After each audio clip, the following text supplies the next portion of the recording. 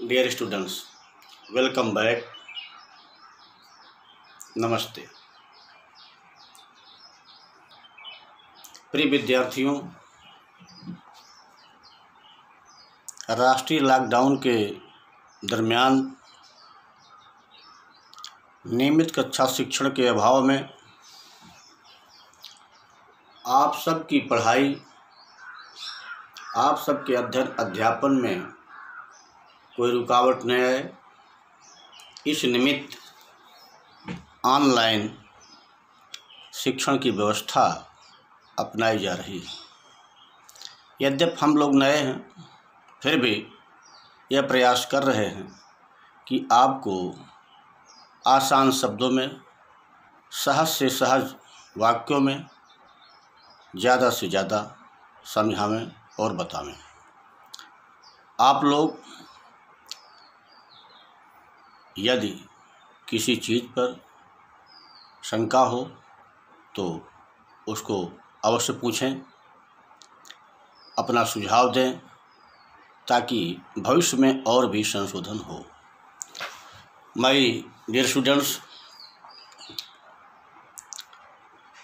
according to timetable provided to me, Monday to Wednesday I will teach you section A, and from Thursday to Saturday I will teach you grammar section B. My students,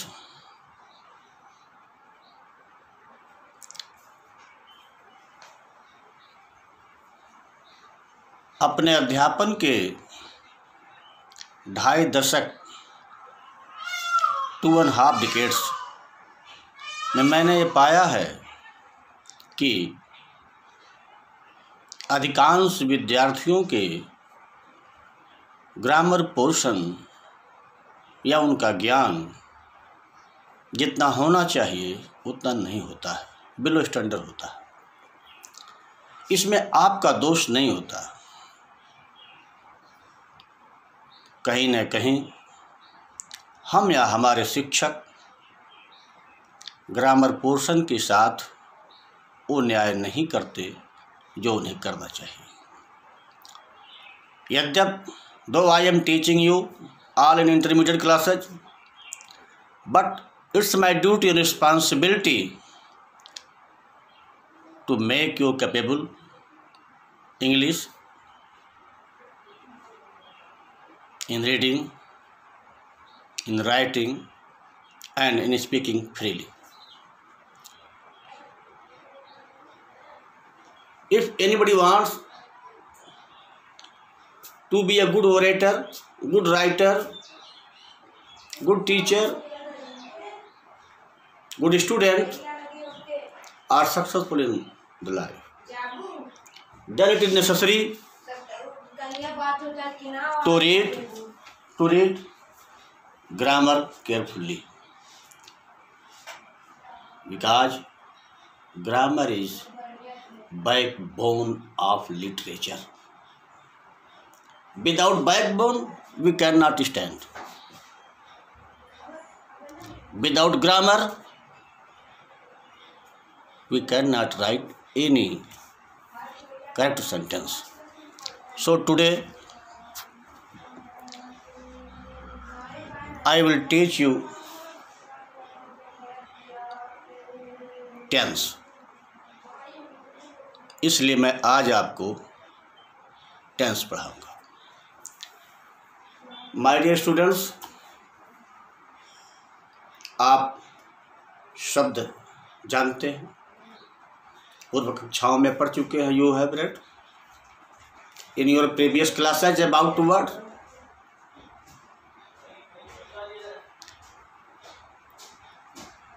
आप पिछली कक्षाओं में पढ़ चुके हैं शब्द के बारे में, लेकिन फिर भी यदि कोई कन्फ्यूजन हो तो सुने।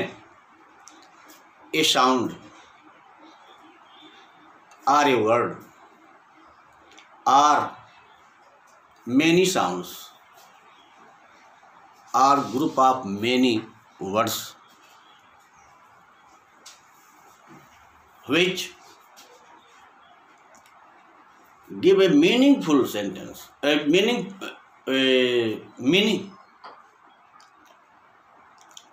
एक ध्वनि, एक शब्द, अनेक ध्वनियाँ या अनेक शब्द जिनके मिलने से या जिनके द्वारा एक सार्थक वस्तु का अर्थ भाव प्रकट होता है, उन्हें हम शब्द कहते हैं। शब्दों के ही मिलने से वाक्य बनते हैं,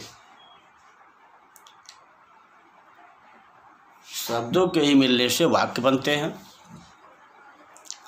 लेकिन वाक्य के में दो चीजें बहुत नेसेसरी होती हैं, combination of subject and verb which give us A useful meaning statement. Subject माने कर्ता, उद्देश्य और क्रिया के योग से, सब जैसे शब्दों के योग से बनने पर यदि हमें सार्थक अर्थ प्राप्त हो जाते हैं तो सब्जेक्ट और वर्ब के ऐसे संयोजन को हम वाक्य कहते हैं। वाक्य में बहुत से शब्द होते हैं और उन शब्दों का सार्थक अर्थ होना अनिवार्य है, पॉजिटिव मीनिंग होना अनिवार्य है। तो बच्चों, टेंस में हम वाक्यों का ही अनेक प्रकार से प्रयोग करते हैं, परिवर्तन करते हैं। इसलिए टेंस का ज्ञान होने के पूर्व आपको पार्ट्स ऑफ सेंटेंस का भी ज्ञान होना आवश्यक है। यदि यहाँ पर किसी को कोई कन्फ्यूज़न है तो मैं अगले दिन पार्ट्स ऑफ सेंटेंस पर विस्तार से प्रकाश डालूंगा। यदि आपको पार्ट्स ऑफ सेंटेंस पता है तो आगे का अध्ययन जारी रहेगा। प्रिय विद्यार्थियों, do you know definition of tense? We have heard many times. If we ask a definition of tense to students, they give me answer at once. काल, समय। हम जैसे ही बच्चों से टेंस की परिभाषा पूछते हैं वो खड़े होकर तुरंत बताते हैं, सर जी, काल या समय। This is not definition, this is meaning. Hindi में जिसे हम माने कहते हैं, अर्थ कहते हैं। टेंस का अर्थ या माने तो काल या समय होता है, यह परिभाषा नहीं हुई। इसलिए before reading tense it is necessary to know the definition of tense. इसलिए टेंस को पढ़ने से पहले यह आवश्यक है कि हम टेंस की परिभाषा को जानें। सो प्लीज लिसन मी, कृपया सुने। You should write this definition.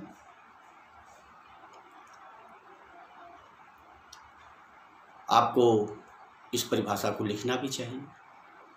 जो पढ़ाता हूँ आप अपनी नोटबुक लेकर बैठे, पेन लेकर बैठे, उसमें नोट करते जाएं।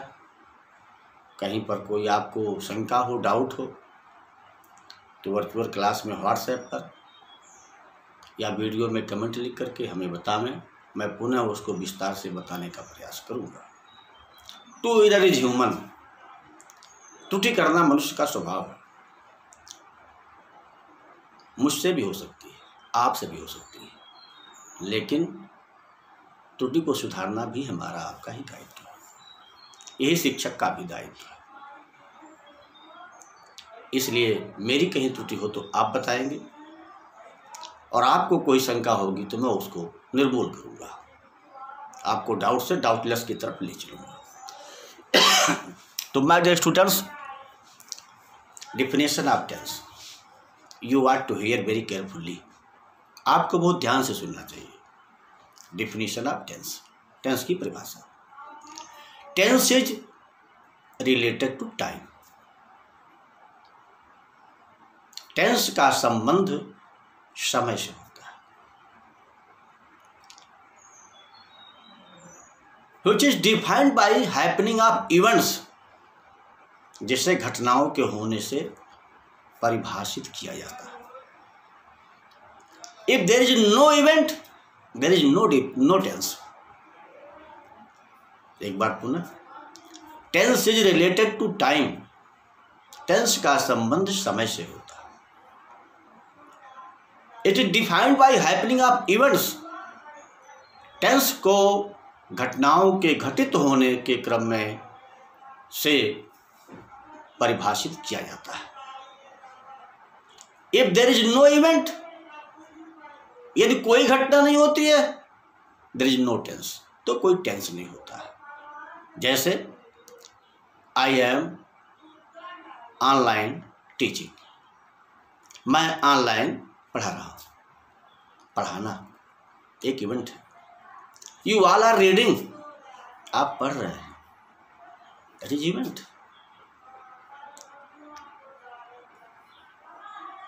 Police is on the road, police road पर है, घटना है। ऑनरेबल पीएम एड्रेस्ड, माननीय प्रधानमंत्री जी ने संबोधन किया, तो संबोधन करना एक घटना है। पेड़ से पत्ते गिरते हैं, पत्तों का गिरना एक इवेंट है। इसलिए without event there is no tense. Tense is related to time, tense का संबंध समय से है। It is defined by happening of events, इसको घटनाओं के घटित होने से परिभाषित किया जाता है। If there is no event there is no tense, बिना घटना के कोई भी टेंस नहीं होता है। हिंदी में टेंस का माने होता है काल, समय। मुझे विश्वास है अब आपको टेंस की परिभाषा समझ में आ गई होगी। बच्चों, अब आप पहले से पढ़ते आए हैं कि टेंस के प्रकार, काइंड्स ऑफ टेंस, टेंस कितने प्रकार का होता है। क्लासिफिकेशन ऑफ टेंस, टेंस का वर्गीकरण। तो टाइप्स ऑफ टेंसेज, टेंसों के प्रकार। प्रेजेंट, पास्ट, फ्यूचर, सुखदाई, तीन टेंस होते हैं भाई। प्रेजेंट, पास्ट, फ्यूचर, सुखदाई, तीन टेंस होते हैं भाई। You should learn carefully that tense is of three types: present tense, second past tense, and third is future tense. Tense तीन प्रकार के होते हैं मूलतः। Basically tense are of three types, मुख्य रूप से टेंस तीन प्रकार के होते हैं। Number first, present tense, in Hindi वर्तमान काल। Number two, past tense, in Hindi भूतकाल। नंबर थ्री, फ्यूचर टेंस, जिसे कहते हैं भविष्य काल। यहाँ यह बताना आवश्यक है, it is necessary to tell here that all literature have tenses, कि सभी भी साहित्यों में टेंस है, टेंस है।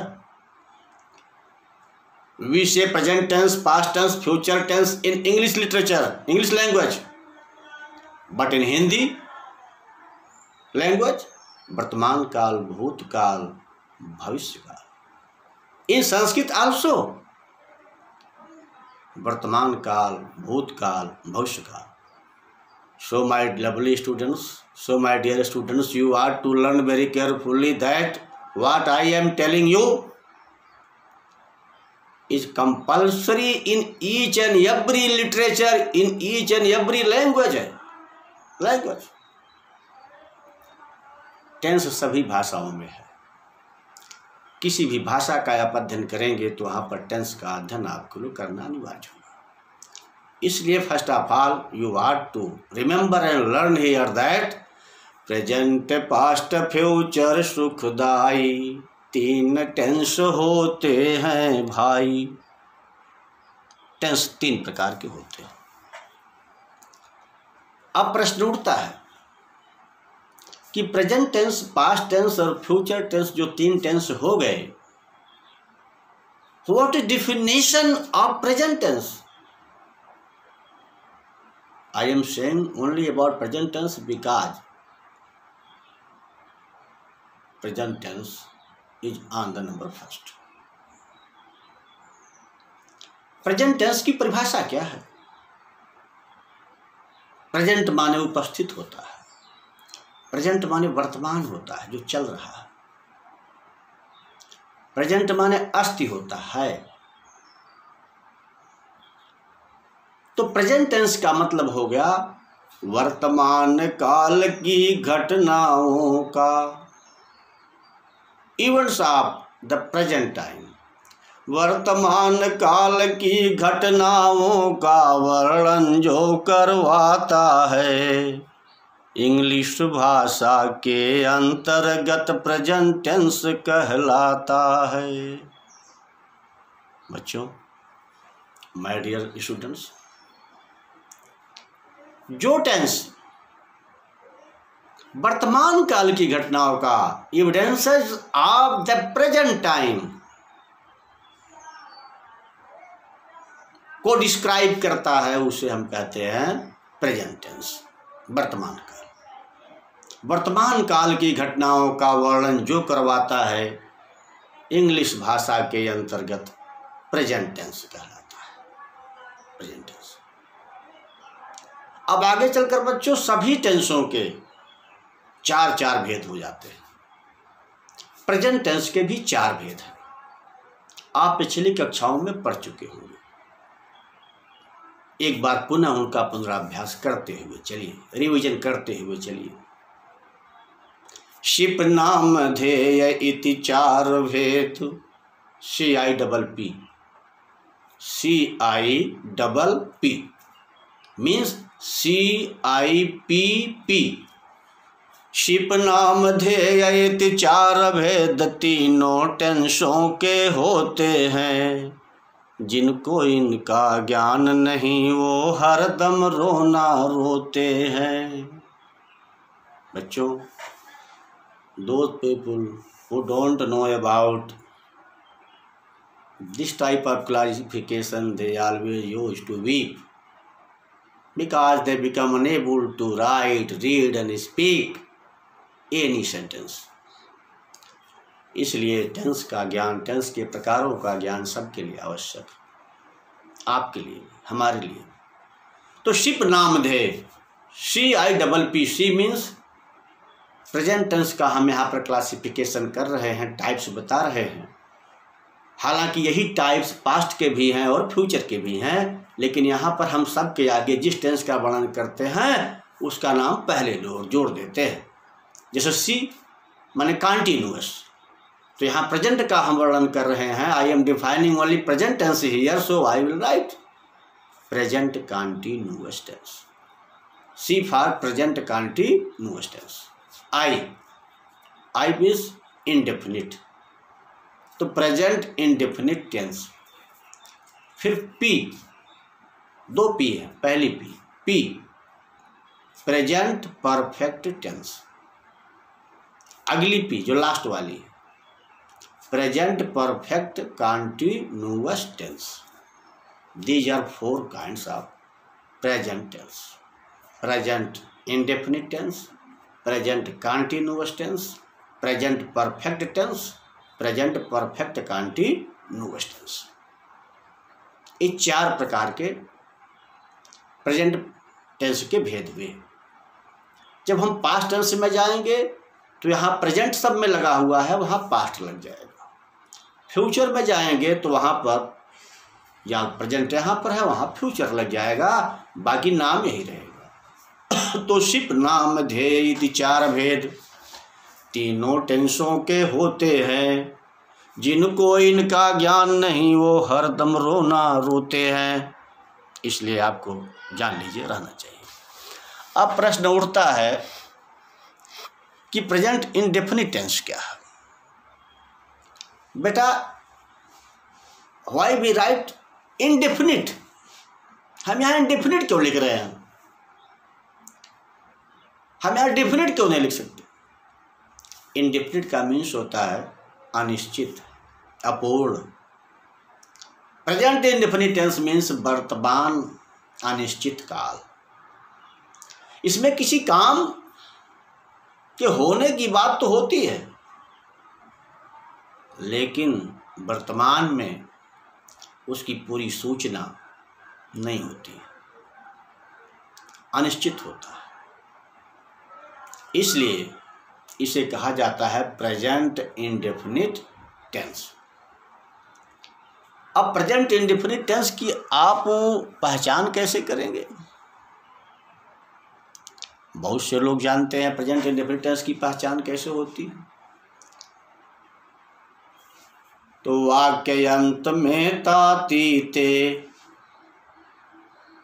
वाक्य अंत में तातीते अपना प्रभाव दिखलाते हैं, बनने वाले वाक्य सभी इंडेफिनिट हो जाते हैं। राम विद्यालय जाता है, सीता खाती है, वह नृत्य करता है। विद्यालय 8 बजे खुलता है। यहाँ पर आप देखते हैं कि ता, ती, ते इत्यादि यह पहचान कराते हैं कि टेंस जो है वो प्रेजेंट इंडेफिनिट टेंस का है, वर्तमान अनिश्चित काल का है। जैसे राम विद्यालय जाता है। अब प्रश्न उठा, जब आप किसी वाक्य में, वाक्य बनाने के लिए 2 चीज सबसे नेसेसरी है, सब्जेक्ट प्लस वर्ब। बिना सब्जेक्ट और वर्ब के तो वाक्य बन ही नहीं सकता।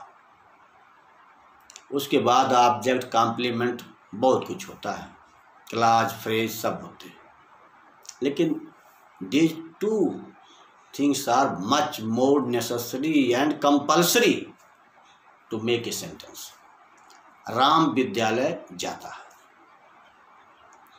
अब यह प्रेजेंट इंडेफिनिट है कि he used to go, जाता तो है लेकिन इस समय जा रहा है कि नहीं जा रहा है, आज गया कि नहीं गया, इसकी पूरी सूचना नहीं है।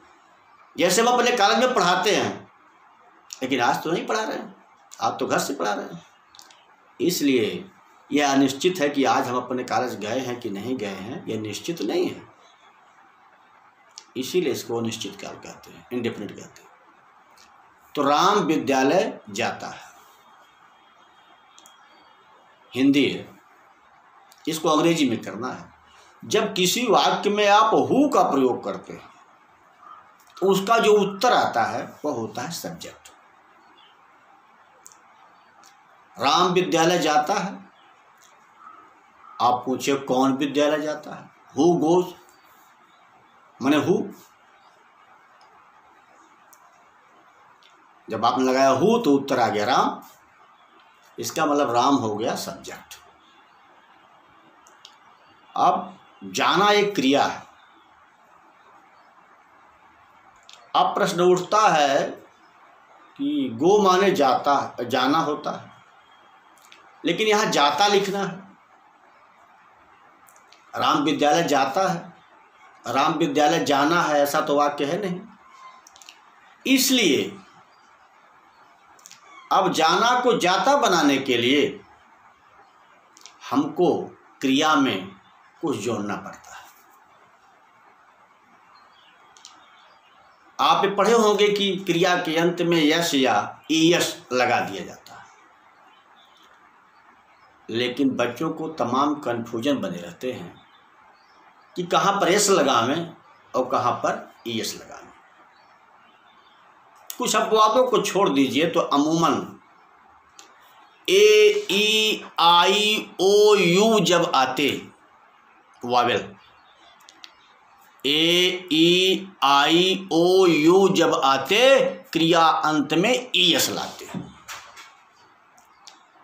ए ई आई ओ यू जब आते क्रिया अंत में ई एस लाते।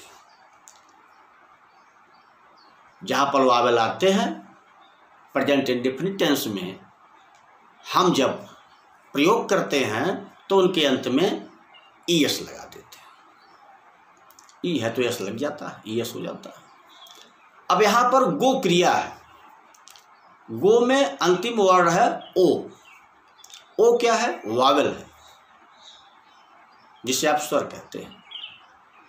अभी आपको मैंने बताया कि ए ई आई ओ यू जब आते क्रिया अंत में ई एस लाते, तो चूंकि यहाँ पर जी ओ गो में ओ वावेल हो गया तो यहाँ पर हो गया ई एस, तो हो गया goes. Ram goes to school, Ram विद्यालय जाता है। अब प्रश्न उठता है कि जब आप कहते हैं कि वेयर कहाँ जाता है, तो जो उत्तर आ गया उसे कहते हैं ऑब्जेक्ट, हिंदी में कर्म, तो कहते हैं to school.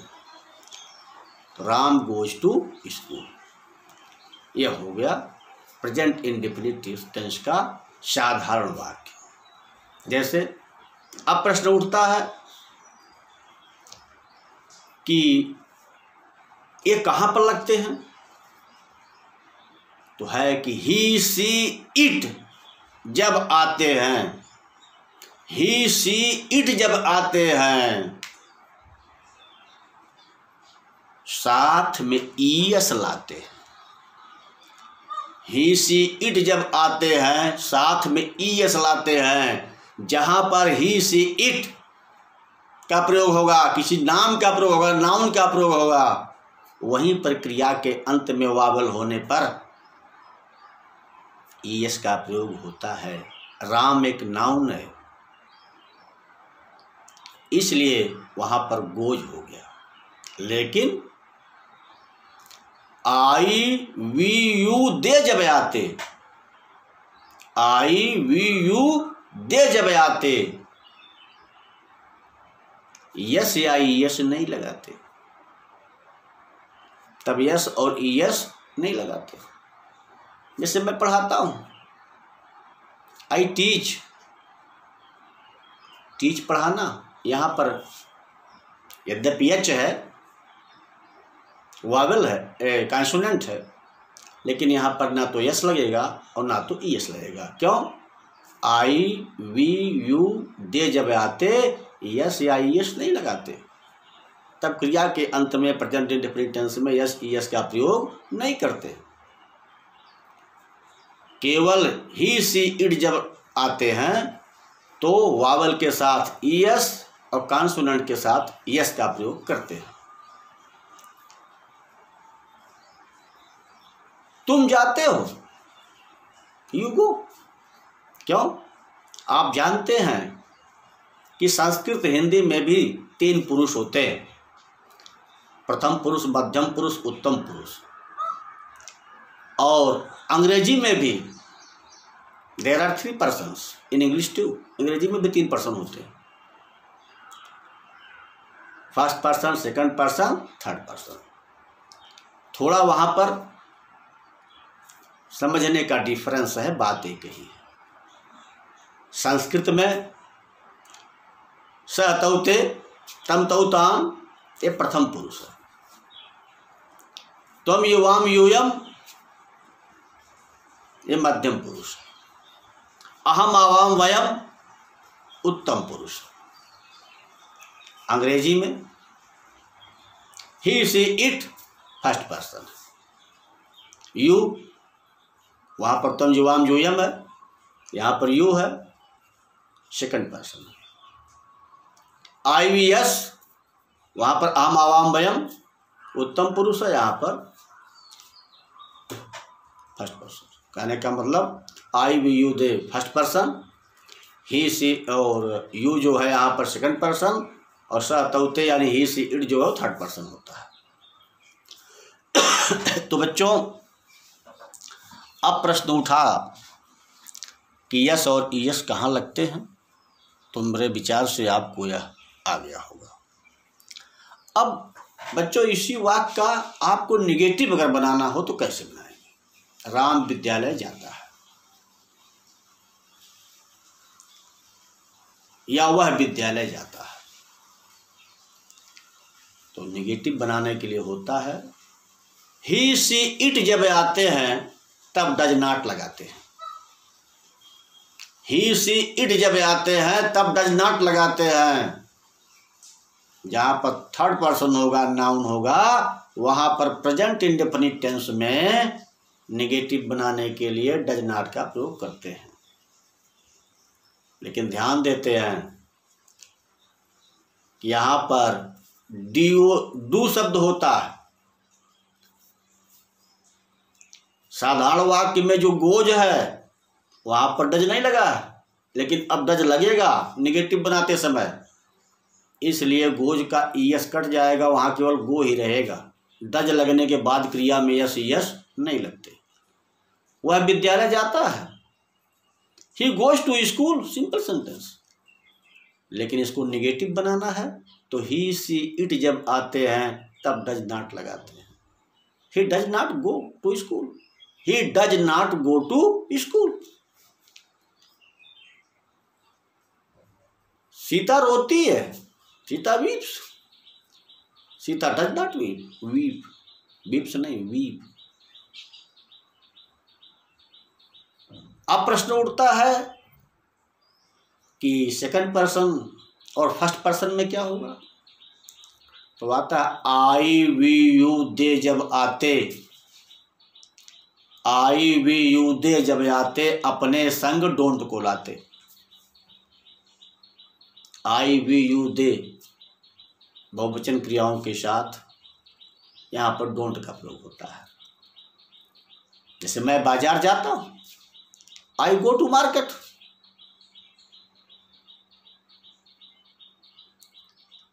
To the market. मैं विद्यालय नहीं जाता, मैं मार्केट नहीं जाता, I do not go to the market.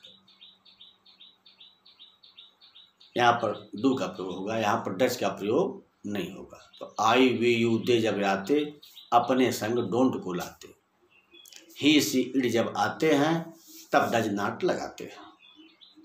तो बेटा हो गया नेगेटिव सेंटेंस हो गया। अब प्रश्न उठा कि एक साधारण वाक्य है इंडेफिनिट का, उसको आप क्वेश्चन कैसे बनाएंगे, प्रश्नवाचक कैसे बनाएंगे, इंट्रोगेटिव कैसे बनाएंगे। तो बेटा यही बहुत आसान तरीका है। डू या डज जब पहले आते इंट्रोगेटिव वाक्य बनाते। डू या डज जब पहले आते इंट्रोगेटिव वाक्य बनाते। राम विद्यालय जाता है, does Ram go to school. मैं पढ़ाता हूं, डू आई टीच। क्वेश्चन हो गया, डू आई टीच, क्या मैं पढ़ाता हूं। क्या तुम हंसते हो, डू यू लाफ। क्या वह हंसता है, डज ही लाफ। तो डू और डज का प्रयोग जब पहले हो जाता है तो वाक्य इंट्रोगेटिव हो जाता है। कहीं कहीं इंट्रोगेटिव निगेटिव भी होता है, यानी a sentence which contains interrogation with negation. यहाँ प्रश्नवाचक भी होता है और नकारात्मक भी होता है। यहाँ पर सबसे पहले हम इंट्रोगेटिव के लिए डू और डज को पहले लाते हैं सब्जेक्ट के आधार पर, और सब्जेक्ट के बाद नॉट का प्रयोग करते हैं। जैसे क्या राम बाजार नहीं जाता है, क्या राम बाजार नहीं जाता है। वाक्य है राम बाजार जाता है, Ram goes to the market. Ram बाजार नहीं जाता है, Ram does not go to the market.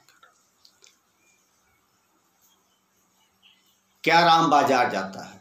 Does Ram go to the market? क्या राम बाजार नहीं जाता है? Does Ram not go to the market? यहाँ पर क्या होगा, पहले इंट्रोगेशन का डू या डज होगा, फिर सब्जेक्ट होगा कर्ता, और उसके बाद नॉट का प्रयोग होता है।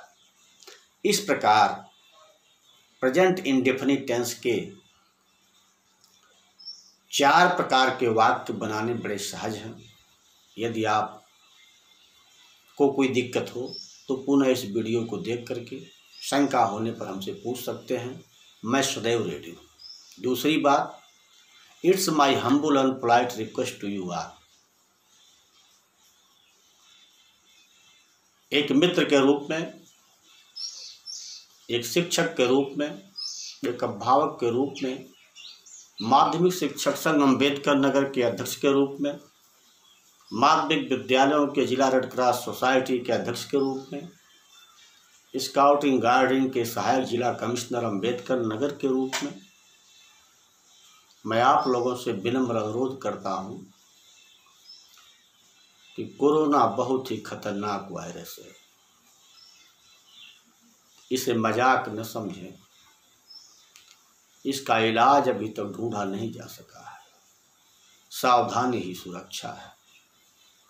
हम लाए हैं तूफान से कश्ती निकाल के, इस देश को रखना मेरे बच्चों संभाल के। यह देश तभी संभालोगे बेटा जब तुम संभलोगे।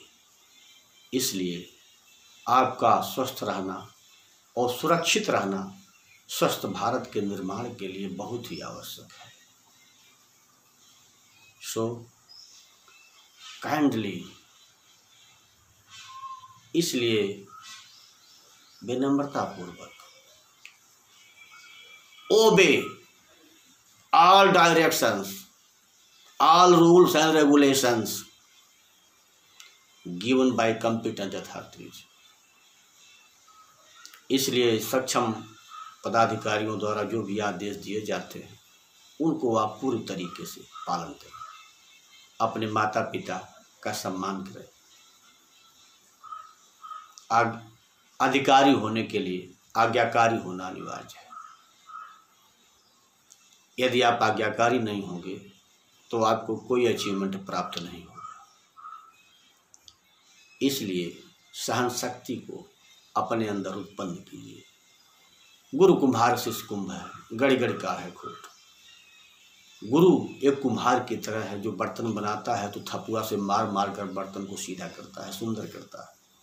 उसी प्रकार हम आपको मारते हैं लेकिन आपको निखारने के लिए, सुधारने के लिए। हम आपको डांटते हैं लेकिन आपके बेहतर भविष्य के लिए। बेटा, राष्ट्रीय लॉकडाउन में जितने भी उपाय हैं आपको, सबको, हमको सुरक्षित करने के लिए हैं।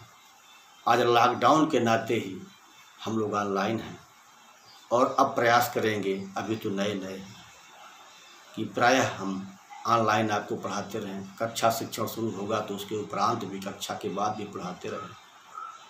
आप लोग अवश्य हमारा शिक्षण कैसा लगा हमें जरूर बताइएगा। मैं नया हूँ, फिर भी सुधार करने का प्रयास करूँगा, अवश्य करूँगा। आपके सुझाव विचार मेरे लिए बहुमूल्य हैं। थैंक्स। जय हिंद, जय भारत, भारत माता की जय।